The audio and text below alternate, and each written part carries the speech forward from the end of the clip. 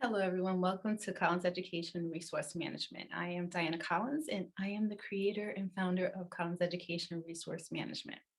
So this informal informational is to inform you and also give you an idea of who and what Collins Education actually is. So I developed this little PowerPoint that I will share with everyone so that you are able to see what it is that we do, because we do a number of different things here at Collins Education Resource Management. And as we grow, it definitely will expand. So right now, we're just focusing in on education of healthcare professionals. And as we grow, we will definitely expand to other professions outside of healthcare. All right. So with that, let us get started and we will definitely work us out. Hey, here we are. Okay. As you see that it never changes on how you are doing all these things, right? So here we go. We're just going to share my screen here. There we are. Awesome. Share. And let's close that out. And here we are. Hi.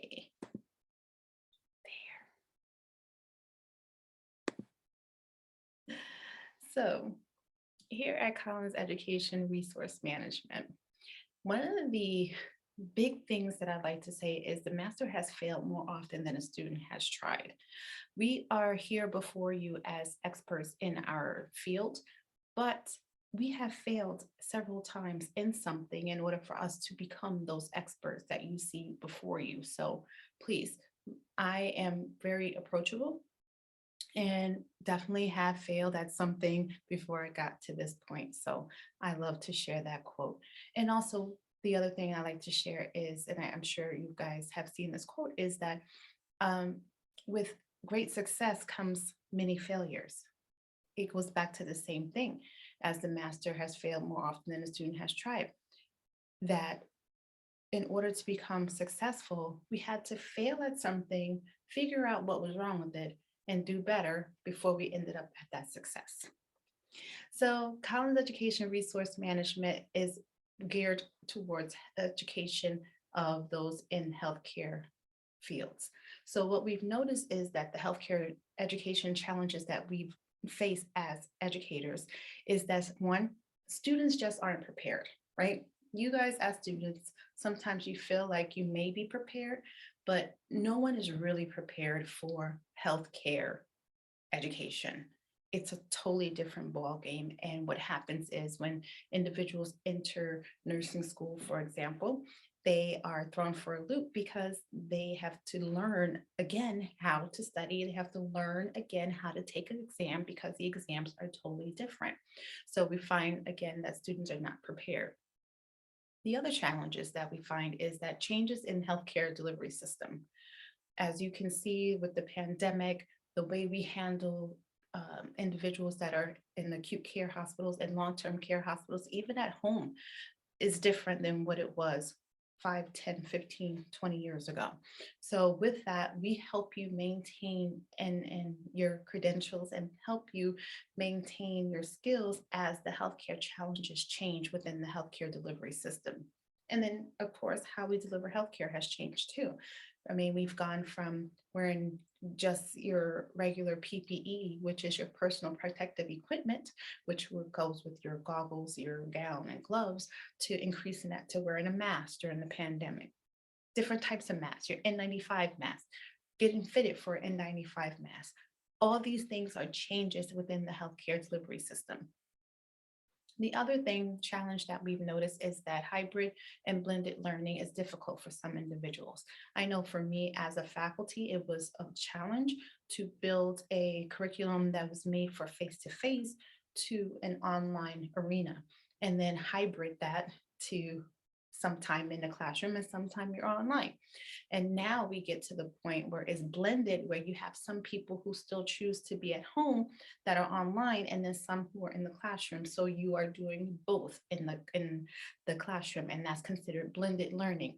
That is very difficult for some individuals. So what we do is help devise a plan to help you be successful when you have those hybrid and blended learning classrooms.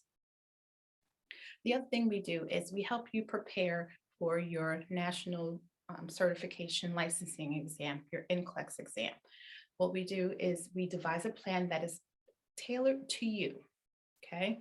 That is the significant difference that of Collins Education Resource Management. We sit down with you and we develop a plan that is going to help make you as the individual successful. A lot of programs that are out there currently are, as I like to say, cookie cutter, because they have a set of curriculum that is quote unquote the basis of being successful.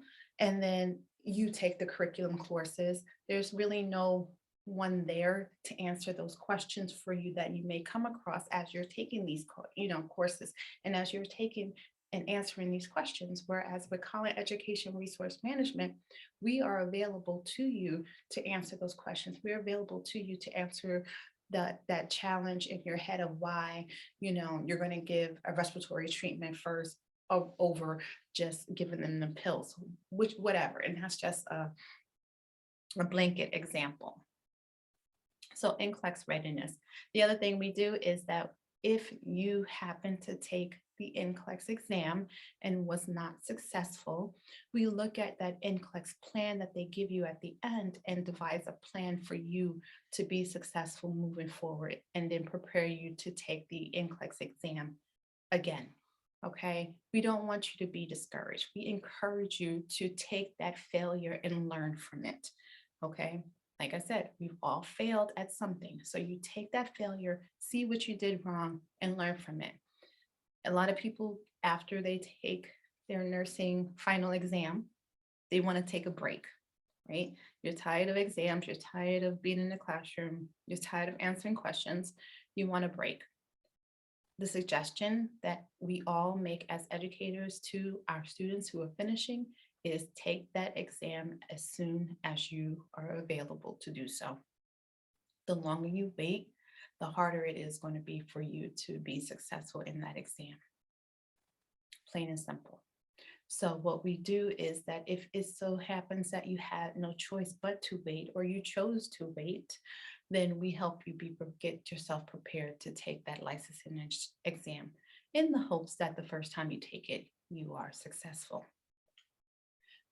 Students who are at risk. Okay, so we have a number of students that are at risk.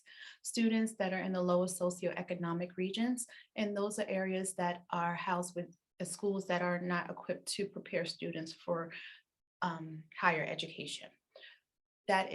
Those are the areas that are in what we consider food deserts, healthcare deserts. Those are our inner city schools that are falling short on preparing our students. So that's basically what students in the lowest socioeconomic regions are. And they can be of the Black and Brown community, they can be of the person of non-color community, they can be of the Hispanic community, anyone who just cannot afford to get the education that is afforded to them, right? So our other group that is at risk is English as a second language students. And that is only because of the language barrier. And what I found was that over the years of teaching, my students with English as a second language has to translate what they read in English and to their native language, and then translate it back again. So just imagine with all that translating, something's going to get lost, right? So what we do is sit down and devise a plan with the students to help them answer questions, help them break it apart, help them understand what it is in the English terminology and versus their native language, and then transfer it over into their native tongue. Because unfortunately, you're not allowed to use translators in the classroom. You're not allowed to use them during the exam. So there you are. And then, of course, as I mentioned, students in the socioeconomic regions, but also our students in the Black and Brown community. And it's nothing more than the fact that, as we all can see through TV and news and history, those of us in the Black and Brown community been um, have fallen short on education due to where we are in the classrooms, where we are in the school systems, and where we live. So therefore, the healthcare professions seem to look like they're unattainable, which what we at Collins Education and Resource Management want to inform everyone is that if you put in the work, there's no reason why you can't have it. And we help you put in the work and we show you how to do it and be successful. Why is this important to me? Okay, so this hits near and dear to me. This is important to me, not just because I am a member of the Black and Brown community. This is important to me because I see that our community needs to do better. This is important to me because patients who see more patients that see more individuals who are taking care of them that look like them are more apt to do better in healthcare. I know it's weird, right? But it's been proven and it's been seen over the years, especially me being in healthcare. All right, patients seem to listen and take the information better when their nurses and doctors look like them. So if we can get more nurses and doctors that look like the patients that we're taking care of, maybe we can get better healthcare in our communities. But the other reason why I decided to build this is because I had a conversation with a young lady who is of Latin ethnicity, and she was a medical assistant that was taking care of me in the doctor's office, and she was giving me a B12 shot. And she gave it to me, did a beautiful job. And I asked her if she's going to go to nursing school. And she said no.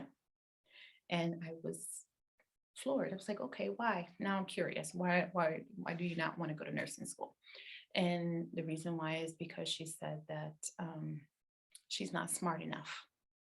And immediately my heart sank because I'm like, who in the world told you that you were not smart enough? I want to hurt that person because they did you such a disservice. You just gave me an injection beautifully. So why do you feel like you cannot be a nurse? And then I explained to her what I do as a profession. And I said to her, medical assisting school is part of the first year of nursing. So you got that covered. So I don't see why you won't be successful or couldn't be successful.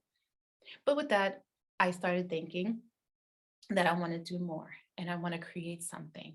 So student success was definitely number one for me. All right.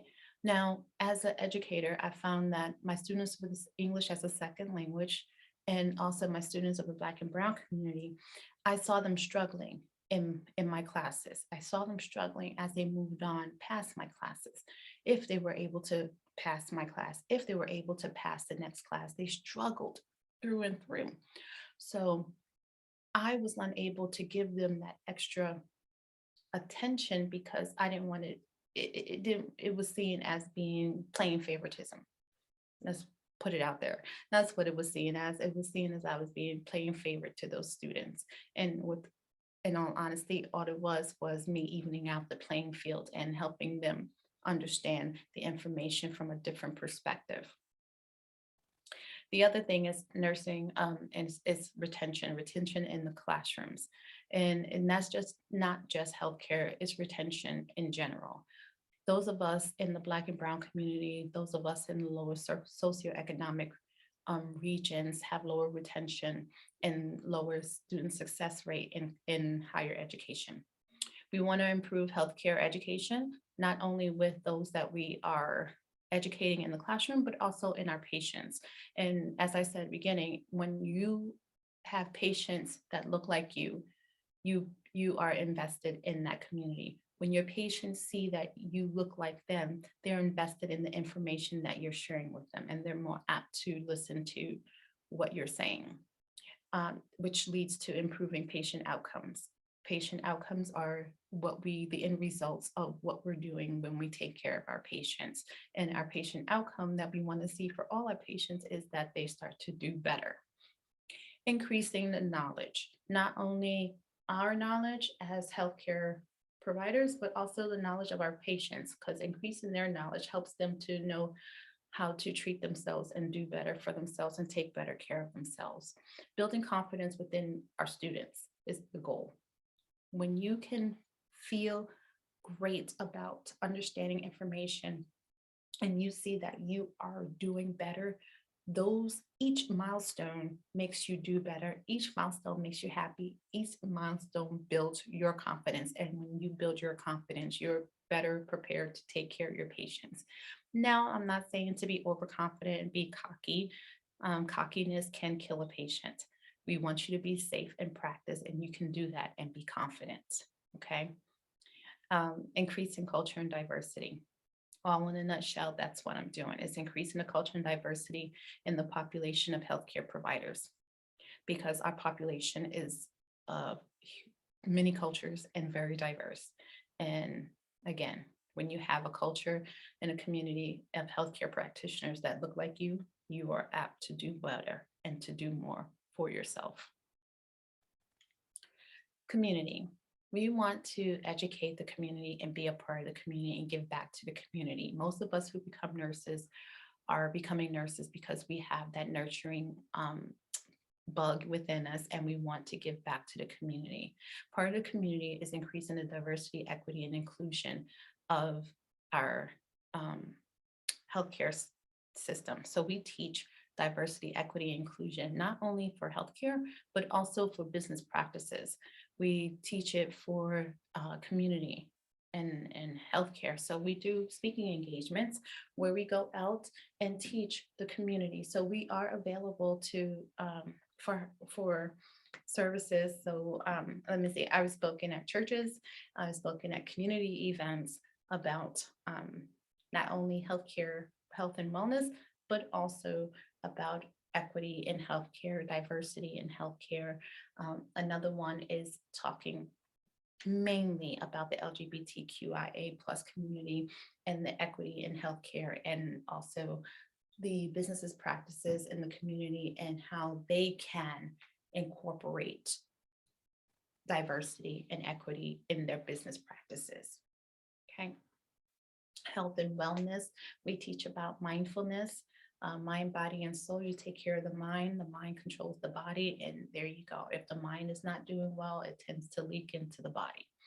Mind, body, and soul. So we teach about health and wellness and how the two go together. We can teach it in the community, and we also teach it in the workplace. So we hold workshops and seminars for those.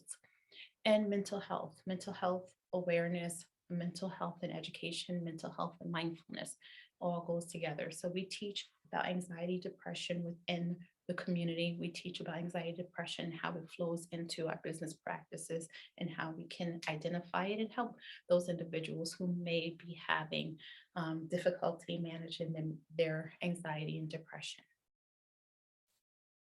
So what we offer for our students, as you see my spiraling staircase, we don't want to see you spiraling down like that. We want to catch you before you start to spiral down.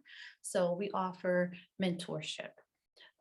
We connect you with individuals. If not myself, then I find an individual that can be your mentor to help guide you through the process. We help you with college advisement. College advisement does not end at begin or end at healthcare. We do help you devise a plan based on where you are, not only in your education, but also your work-home life, right? Work-home balance is really important. And when you incorporate a school education in that, we help you figure that out. Now, this is because what we find is that, yes, the colleges have advisement individuals, but they have a standardized sheet that they go by when they are advising their students. That standardized sheet does not fit everyone. So what we do is we take that standardized sheet and help devise a plan that works for the student.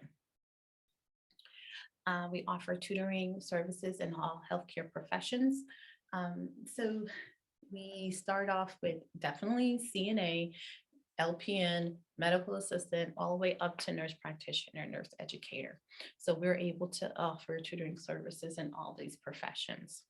We do skills reviews with you. As we are building our system here, we are going to start to develop some online tutorials to show you how to do some of these skills, and you can review your skills at home. And we're also going to have some NCLEX prep. We are currently just doing one-on-one NCLEX prep as well as group prep.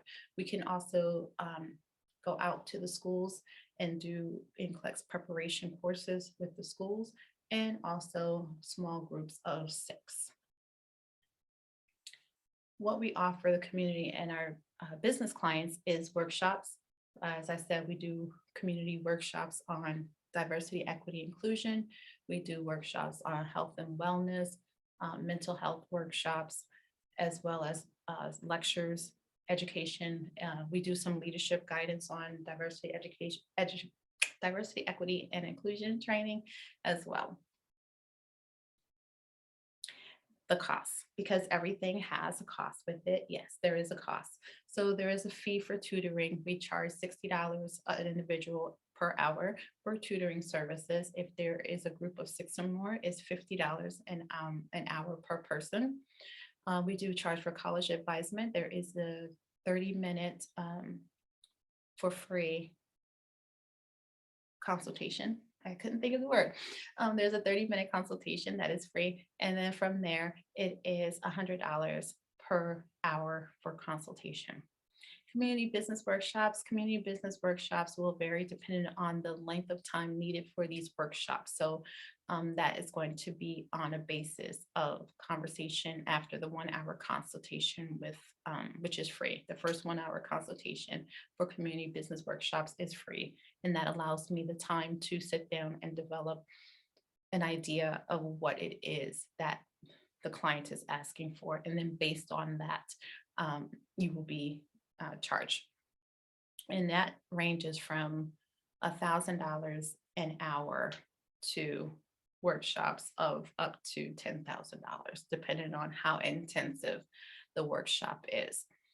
We do speaking engagements, and again, speaking engagements will vary depending on the length of time needed for the speaker to speak, and also educational consultants. We offer educational consultations based on need for the college or preparatory school. So we do go in and do some consultations and speaking engagements to high schools and other schools to help prepare the students for college higher education. How to contact us? Well, you can contact definitely through email. education@collinserm.com is the email address.